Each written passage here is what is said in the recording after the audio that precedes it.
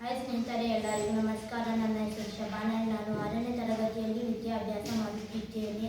ನನ್ನ ಶಾಲೆ ಹೆಸರು GSPS ದೊಡ್ಡ ಮಾರ್ಗೋಟನಹಳ್ಳಿ.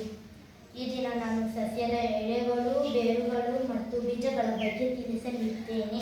ಈ ಸಸ್ಯದ ಹೆಸರು ರಾಗಿ ಸಸ್ಯ.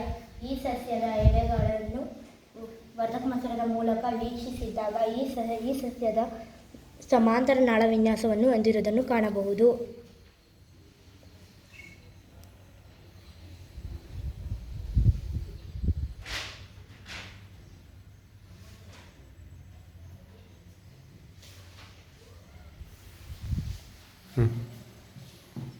ಈ ಸಸ್ಯದ ಬೇರನ್ನು ಗಮನಿಸಿದಾಗ ಈ ಸಸ್ಯದ ಬೇರು ಮುಖ್ಯ ಬೇರನ್ನು ಹೊಂದಿಲ್ಲದೆ ಗೊಂಚಲವಾಗಿ ಬೆಳೆಯುವುದರಿಂದ ಈ ಸಸ್ಯದ ಬೇರನ್ನು ತಂತು ಬೇರು ಎನ್ನುವರು.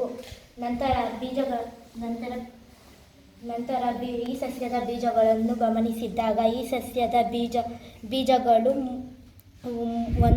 ಒಂದು ಬೀಜದಳಗಳನ್ನು ಹೊಂದಿರುವುದರಿಂದ ಈ ಸಸ್ಯದ ಬೀಜಗಳನ್ನು ಏಕದಳ ಬೀಜಗಳು ಎನ್ನುವರು. ಇಷ್ಟು ಮಾಹಿತಿ ತಿಳಿಸಲು ಅವಕಾಶ ಮಾಡಿಕೊಟ್ಟ ಗುರುಗಳಿಗೆ ವಂದನೆಗಳು.